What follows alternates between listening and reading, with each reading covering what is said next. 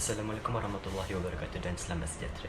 Nama saya Haziq Iskandar bin Sahaluddin dan hari ini saya akan membentangkan mengenai program khidmat masyarakat yang akan dikendalikan di bawah kursus UHMT 1012 Seksyen 29. Dan ini adalah merupakan kertas cadangan yang telah disiapkan oleh saya. Kertas cadangan ini merupakan program Ikatan Ukhuwah Mahasiswa bersama masyarakat di Kampung Orang Asli Sayung Pinang di daerah Kota Tinggi Johor. Program ini akan diadakan pada tarikh 14 hingga 16 Mei 2020. Yang pertama sekali di kertas cadangan ini adalah mengenai pengenalan berkaitan program ini.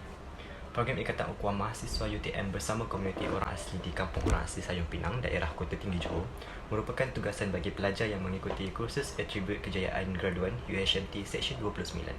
Oleh itu, kertas kerja ini bertujuan untuk memenuhi kehendak kursus yang memerlukan pelajar menjalankan satu program yang diberi nama Ikatan Ukhuwah Mahasiswa UTM bersama komuniti orang asli. Adalah diharapkan melalui program ini, mahasiswa dapat mempelajari kemahiran merancang, mengurus, melaksanakan program dengan lebih berkesan dan baik. Juga diharapkan agar program ini akan dapat meninggalkan impak yang positif terhadap komuniti setempat ataupun secara global kepada negara. Yang kedua adalah berkaitan faktor kritikal pemilihan lokasi. Antara faktor kritikal pemilihan lokasi bagi program khidmat masyarakat ini adalah disebabkan jarak yang dekat di antara Universiti Teknologi Malaysia dan juga Kampung Orang Asli Sayung Pinang di daerah Kota Tinggi Johor. Perkara ini diambil kira kerana ia dapat mengurangkan sedikit kos dan pembelanjaan bagi menguruskan program ini. Hal ini dapat dilihat apabila jarak di antara Universiti Teknologi Malaysia dan juga Kampung Orang Asli Sayung Pinang ini adalah sejauh 47.3 km bersamaan dengan 43 minit sahaja. Seterusnya adalah mengenai latar belakang kawasan. Kampung Sayung Pinang ini merupakan sebuah perkampungan bagi komuniti orang asli di daerah Kota Tinggi Johor. Kampung Orang Asli Sayung Pinang ini terletak di hulu Sungai Johor, kira-kira 40 km dari pusat bandar Kota Tinggi. Kampung ini dihuni oleh lebih daripada 200 penduduk dan kebanyakannya mereka menjalankan pekerjaan seperti nelayan, mengusahakan tanaman getah dan juga kelapa sawit. Sebelum kampung ini dibangunkan, mereka hidup secara nomad, iaitu secara berpindah randah sekitar 60 tahun. Kampung ini juga terkenal dengan legenda Padang. Antara objektif bagi program yang dilaksanakan ini adalah untuk mendalami kehidupan komuniti orang asli dan mengeratkan hubungan silaturahim antara peserta dan seluruh komuniti orang asli. Yang kedua adalah memupuk semangat kerjasama dalam komuniti orang asli. Yang ketiga adalah untuk menerapkan elemen perniagaan terutamanya bagi kaum ibu yang tidak bekerja di kampung orang asli. Yang seterusnya dapat menimbulkan elemen inovasi dalam diri peserta dan masyarakat orang asli dalam kegiatan pertanian. Dan akhir sekali adalah untuk memupuk kreativiti dalam setiap diri masyarakat di kampung orang asli.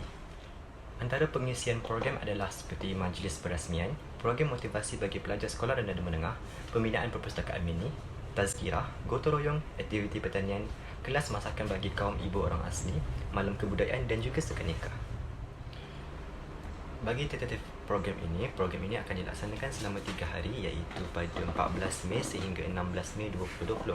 Pada 14 Mei 2020 bersamaan dengan hari Khamis, pada pukul 7 pagi, para peserta akan bertolak dari UTM dan akan ke Kampung Sayung Pinang di daerah Kota Tinggi.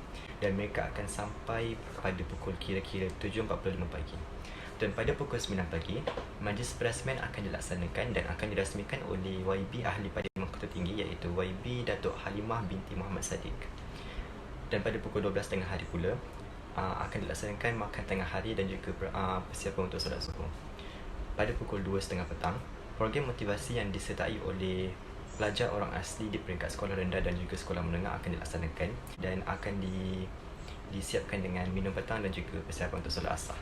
Pada pukul 5 petang 14 Mei 2020, aktiviti pembinaan perpustakaan mini oleh pelajar-pelajar orang asli akan dilaksanakan dan akan disertai oleh para peserta juga. Dan pada pukul 6.30 pula, akan disediakan makan malam dan juga persiapan untuk solat maghrib. Dan selepas solat maghrib akan adanya bacaan Yasin, solat Isyak dan juga tazkirah. Dan pada pukul 10 malam, bacaan doa Rabita akan dilakukan dan pada pukul 10.30 malam akan diadakan minum malam dan tamat bagi sesi pertama. Bagi 15 Mei 2020 pula, iaitu bersama dengan hari Jumaat, pada pukul 5.30 pagi akan dilaksanakan solat subuh dan juga tazkirah ringkas. Dan pada pukul 7.30 pagi, senam aerobik yang disertai oleh seluruh komuniti orang asli di Kampung Sayung Pinang akan dilaksanakan dan mereka akan diberi sarapan pada pukul 8.30 pagi. Pada pukul 9.30 pagi pula, semua masyarakat orang asli Kampung Sayung akan bergotong royong membersihkan kawasan kampung mereka. Dan aktiviti ini akan tamat pada pukul 12 tengah hari, di mana mereka akan disediakan dengan makan tengah hari. Pada pukul 12 tengah hari pula, mereka akan bersiap sedia untuk pergi ke solat Zuhur ataupun solat Jumaat bagi kaum lelaki.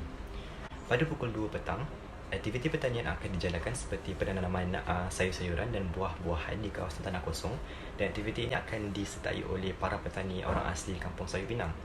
Dalam pada masa yang sama juga, kelas memasak bagi kaum ibu di kampung orang asli Sayur Pinang juga akan dilaksanakan, dan mereka akan didedahkan dengan cara untuk berniaga dari rumah. Dan pada pukul 5 petang, mereka akan bersiap sedia untuk solat asar dan minum petang.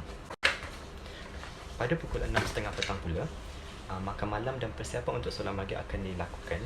Dan pada pukul 8.30 malam, terdapat persembahan dan malam kebudayaan yang akan disertai oleh komuniti setempat orang asli Kampung Sayur Pinang. Dan persembahan dan malam kebudayaan ini akan tamat pada pukul 11.30 malam. Anggaran kos bagi program yang akan dilaksanakan ini adalah sebanyak RM3,105 Malaysia, dan anggaran kos ini adalah seperti yang dipaparkan di skrin.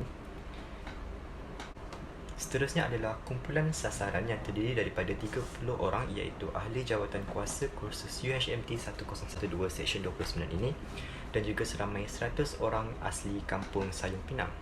Mereka terdiri daripada seluruh komuniti orang asli Kampung Sayur Pinang seperti pelajar, suri rumah dan juga petani. Terdapat beberapa impak program. Yang pertama adalah impak terhadap peserta. Antaranya adalah seperti semangat kerja berpasukan sesama ahli jawatan kuasa mengikut bidang tugasan kerja masing-masing. Hasilnya, kerja yang dilakukan dapat ditamatkan dengan lancar di atas kerjasama oleh semua peserta. Selain itu juga, melalui program ini, peserta dapat menambahkan sifat keyakinan di dalam diri setelah mengendalikan program bersama orang-orang asli yang terdiri daripada pelbagai lapisan golongan. Komunikasi dua hala di antara peserta dan masyarakat orang asli tersebut dapat membentuk keyakinan diri untuk bercakap di hadapan khalayak ramai. Program yang dijalankan ini akhirnya dapat membentuk sifat kepimpinan dalam diri setiap peserta. Impak yang kedua adalah impak terhadap universiti. Program khidmat masyarakat yang dijalankan di Kampung Orang Asli Sayur Pinang ini dapat memberi kesan yang positif terhadap Universiti Teknologi Malaysia. Hal ini demikian kerana program khidmat masyarakat seperti ini dapat menaikkan lagi nama Universiti Teknologi Malaysia. Seterusnya, UTM juga akan dipandang tinggi oleh masyarakat kerana berjaya mengendalikan program-program yang mampu membantu golongan yang susah, sama ada daripada golongan orang asli, orang tua dan juga anak-anak yatim. Yang ketiga adalah impak terhadap komuniti. Program khidmat masyarakat ini banyak memberikan impak yang baik terutamanya kepada masyarakat setempat di Kampung Orang Asli Sayur Pinang. Komuniti orang asli Kampung Sayur Pinang terdiri daripada pelbagai lapisan masyarakat seperti pelajar, suri rumah, petani dan juga nelayan. Melalui program ini, mereka dapat mempelajari serba sedikit tentang kemahiran dan juga pendidikan, perniagaan dan lain-lain lagi. Sebagai contoh, pelajar-pelajar orang asli di Kampung Sayur Pinang ini telah disediakan dengan program motivasi, manakala bagi suri rumah, mereka didedahkan dengan kelas memasak dan juga perniagaan.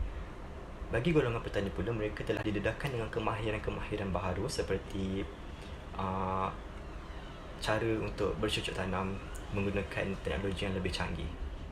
Yang seterusnya adalah cadangan bagi perasmi program khidmat masyarakat ini. Bagi perasmi yang akan dicadangkan adalah YB Datuk Halimah binti Muhammad Sadiq, iaitu Ahli Parlimen Daerah Kota Tinggi.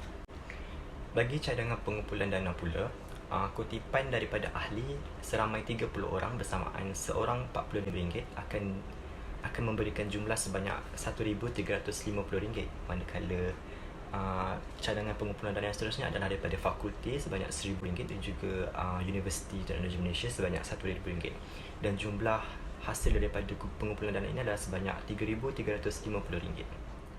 Jadi itu sahaja pembentangan kertas cadangan bagi program Ikatan Ukhuwah bersama mahasiswa dan juga orang asli di Kampung Sayur Pinang. Sekian, terima kasih.